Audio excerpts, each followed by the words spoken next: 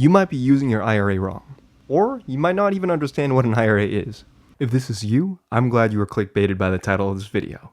Disclaimer, this applies to the United States of America, not universally to every country. You might have heard you needed to open an IRA, but a lot of people get into avoidable trouble because they just rush through the process without getting the right information. That's why I'm making this ultra-comprehensive, thoroughly detailed guide on IRAs. That's still missing a few random details about them, but I'm going to talk about what a traditional and a Roth IRA are, how they'll financially benefit you, their various rules, then which one might be better for your situation. Alrighty, let's begin. First, I'm going to explain what an IRA is. IRA stands for Individual Retirement Account. Now, I figure most of you will know what retirement is, but just in case, to bring up the bottom line, in retirement, usually later in your life, you choose to stop working. Of course, if you choose to stop working and you have no money, then you will die, but for the wrong reasons. Well, I guess you'll die anyways, but that's not the point. An IRA is one of the ways that you can replace your source of income during retirement, and an IRA specifically is an investment account, much like what we call a brokerage account, which is just an account you can open to purchase investments in. Put simply, you put money in the IRA, you buy investments inside the IRA, the investments go up, your money goes up. You now have more money during retirement through the compounding returns on your investments. Now you might ask, what is the point of investing in a retirement account like an IRA, as opposed to just making investments in your typical run-of-the-mill brokerage account? The answer is taxes. 137 million? Yes, and if I don't pay up, I'll go to jail for tax evasion. I'm crazy enough to take on Batman, but the IRS, no, thank you.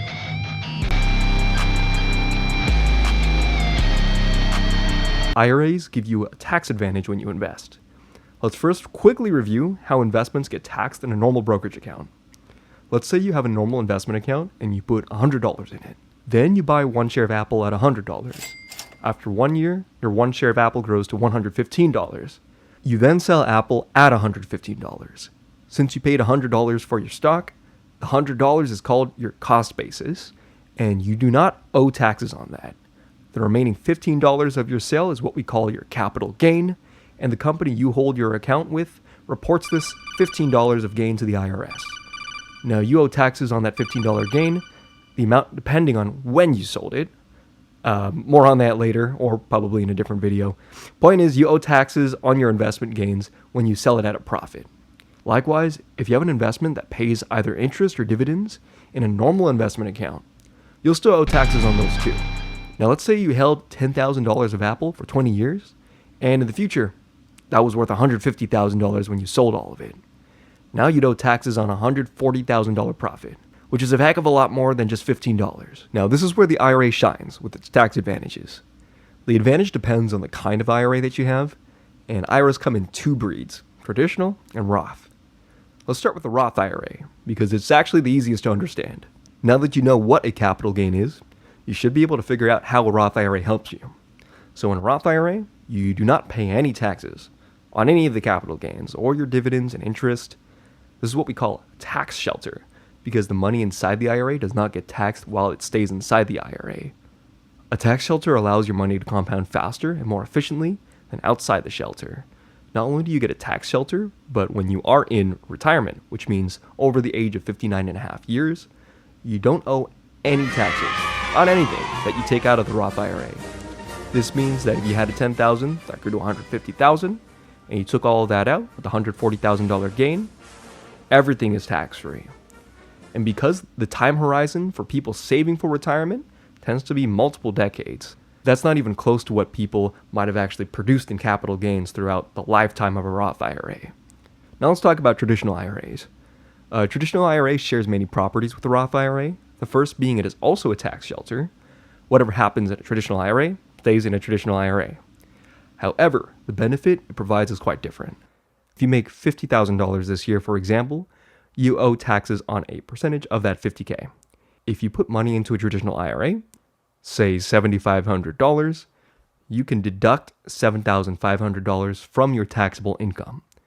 This means that instead of getting taxed as if you made $50,000, you get taxed as if you had made $43,500. This means you get taxed less in the year. Awesome. Downside is, unlike a Roth IRA, you actually owe taxes on everything that you pull out of the traditional IRA during retirement. Again, that's after the age of 59 and a half. You get a deduction now, but you do have to pay taxes later. This is because IRAs were designed to be a replacement source of income during your retirement. This does sound like it sucks, but it is actually beneficial for some people, and I'll explain why later in this video. Now that you know what the two kinds of IRAs are, we're going to go over the very many details and the catches of IRA accounts. Starting with number one, IRAs in general have a contribution limit every year. The feds change it literally all the time, but for 2026, it's $7,500 annually and $8,600 if you're over 50. To be very clear, you can't contribute $7,500 into a Roth IRA and then contribute another $7,500 into a traditional IRA. That's because the $7,500 limit is shared between the two. This limit exists because the government cannot give you an infinite exploitable advantage and needs you to pay your taxes. IRA contributions for the year are due on April 15th of the next year. For example, if you want to contribute to your IRA for the year of 2026, you have until April 15th of 2027 to do that. This is because taxes are due on April 15th. Catch 2 is that you may or may not be able to contribute to your IRA. Starting with the Roth IRA contribution rules, your eligibility for direct Roth IRA contributions is dependent on how you file taxes and how much money you made in the year. They also change these income limits every year, so I'm just going to quickly post the limits for 2026. Take some time to look at this. These limits are called phase-out limits because as you start to make more than this number, you don't immediately lose eligibility to contribute to a Roth IRA. That'd be unfair for people who made $1 over the limit. Instead, as your income approaches the upper end of this number, you start to get a reduction in your contribution maximum for your Roth IRA. So if you made between those two numbers, you could contribute $3,750 exactly. And the amount you'd be able to contribute is proportional based on how much your earnings were. So that's what a phase-out limit is. It kind of gets convoluted when you do calculate it, so there's actually a much easier solution to understanding these phase-out limits, especially if you actually want to contribute to a Roth IRA, and here it is. If you make less than this first phase-out number, go ahead and contribute to a Roth IRA. If you make more than this number, don't contribute to your Roth IRA directly, yet. This is a super easy, zero-consequence solution to indirectly get funds into your Roth IRA. That's 100% legal, and I'm going to go over that really soon. The traditional IRA also has phase-out limits, but instead of denying you from being able to make a contribution at all, being ineligible will just deny you from making deductible contributions. This means you can still put money into a traditional IRA to get the tax shelter effect no matter how much money you make. However, you don't get a tax deduction on your income. What kind of income limits apply to you also depend on if you're covered by a workplace retirement account. I'll make videos on this later, but essentially, your employer can also open up a retirement account for you, one very popular example of this being a 401k, and actively contributing to your 401k in the year can limit you from making a deductible extra contribution to your traditional IRA. Quick disclaimer, workplace retirement account limits are usually around 3 times higher than your IRA anyways, so don't stress if you felt like your workplace was doing you dirty. I mean, they might have for other reasons, but it's not because of your retirement account. It's typically a good thing. Catch number 3, third and probably most important, you can take money out of your IRA at any time, but if you take your money out of an IRA before the age of 59 and a half, which is the legal qualified retirement age, you are making a premature distribution and you will by default pay a 10% penalty, as well as owe taxes on the money you take out. This is because IRAs were designed to be retirement accounts, and if you take money out of a retirement account before the intended retirement age, the IRS might penalize you, because that's what they do. Catch 4, unique to traditional IRAs and all traditional retirement accounts in general. When you reach a certain age, you will be required to take a minimum distribution from your account every year. Right now, that age is 73, and it can change. These required distributions are there to force you to take certain percentages of money out of the account, so you can't hide it from the IRS forever. Now here's the catch to the catches. So for catch 2, even though you might be ineligible to contribute directly into a Roth IRA because you made too much money, I know, right? How sad. You can literally just contribute to a traditional IRA, then roll the money over into a Roth IRA. This is the super easy, zero consequence solution that I've been talking about. This is also called a backdoor Roth or a Roth conversion, And for annoying to explain tax reasons, there is no tax difference between doing a backdoor Roth and just contributing directly into a Roth IRA. As long as you contribute to the traditional IRA, then process the Roth conversion in the same calendar year, everything will be the same. You just get a few more tax forms. Why doesn't the IRS just make everyone eligible to contribute to a Roth IRA to solve this headache of a system? Beats me, and as of 2026, this is still how it works. This may sound obvious, but just in case, if you never intended to contribute to a Roth IRA, you do not have to do a Roth conversion. It is completely optional. Here's the catch to the catch for catch number 3. That was a lot of catches. Roth IRAs are special snowflakes in this regard. They're actually the only retirement account where pulling money out early is actually very forgiving. And it's for this reason, Roth IRAs allow you to take your contributions out without penalty or tax. So that means no matter when you open the account, that's right, from the day you open the account to the day it dies or you die, you're allowed to take out any of your contributions without penalty or tax. So if you put a total of $5,000 in your Roth IRA and that $5,000 grew to $6,000, you can still pull out $5,000 without tax or penalty, even without an IRS exception. The Roth IRA was already a great retirement account for young people, but I think this makes it even better. Because even if you needed to use your contributions for a thing in the near future, you could still benefit from the tax shelter that the Roth IRA provides. However, keep in mind that the remaining $1,000 of growth in that example would still be subject to penalty and taxes. Also, if you do a backdoor Roth conversion like we just mentioned, you do have to wait at least 5 years from after the conversion date to take out your contribution amount. In a traditional IRA, unless you qualify for an IRS exception to the penalty, you will still be penalized 10%. Now, about those IRS exceptions, if you qualify for any of these exceptions, you can pull out a certain amount from your IRA without being penalized. However, you will still be taxed. Go to the IRS website that I'll link in the description if you want to read up on those IRA early withdrawal exceptions. Quick side note for people that want to use the $10,000 first-time home purchase exception to the penalty if you have a Roth IRA. This and a lot of other Roth IRA exceptions are gate-kept by the fact that you have to have your Roth IRA opened and funded for at least 5 years. Real quick honorable mention for people that have over-contributed to an IRA, contributed to an IRA they were ineligible for, or contributed to the wrong kind of IRA. People do this all the time, and you're not alone. As long as you correct your contribution on time before the tax deadline on April 15th of the corresponding year, you will avoid penalties. Okay, now I'm going to go over which IRA is better for who. Traditional IRAs are good for people who are high income earners right now, but plan to retire needing a lower income. This is because federal and most state income tax rates are progressive and marginal. But simply, the more money you make, the more taxes you pay on each new dollar that you make. You can look at these tax brackets here for 2026, and if you get a deduction with your traditional IRA now, you might be saving a higher percentage of it at the moment, allowing it to be tax sheltered as well.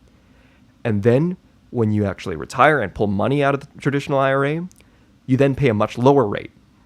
Traditional IRAs may also be more beneficial for those nearing retirement, since people closer to retirement age tend to be in their peak earning years, and the benefit of a Roth IRA, saving you from paying capital gains taxes on money that's withdrawn from the account, it may not be as exponentially beneficial if you don't have that many years to actually contribute to it.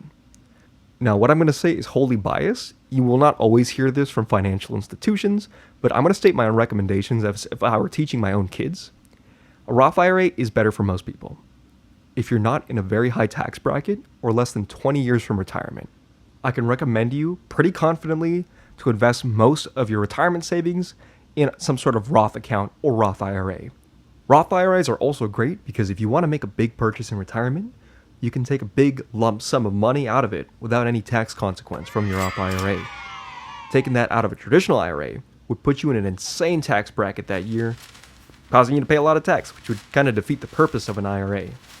The super optimal strategy for most people would likely be some combination of Roth and traditional contributions, as you may also have workplace accounts outside of your IRAs. The optimal strategy for a young person might actually be to have something around 10 to 15% of your retirement savings contributed to traditional, and the 85% or 90% rest of it contributed to Roth.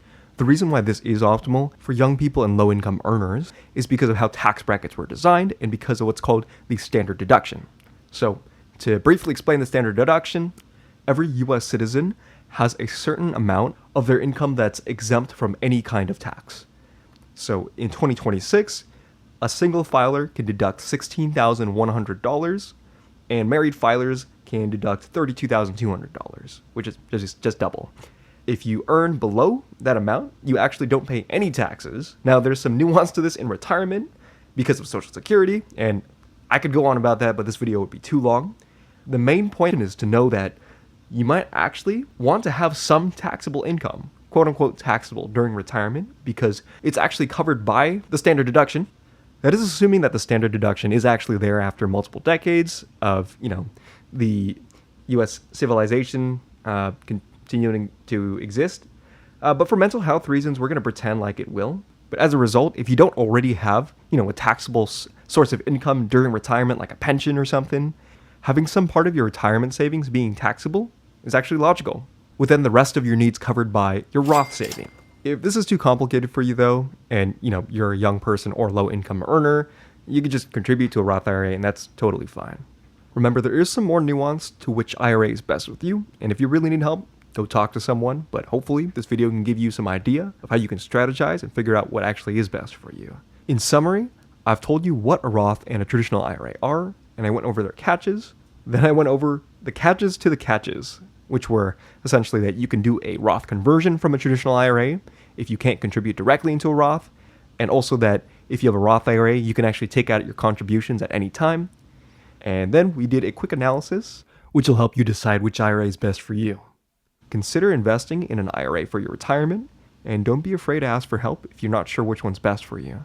Hope this video helps you understand IRAs better, and now I'm off to go to my retirement on Saturday and Sunday. Well, guess I'll see you guys in the next video.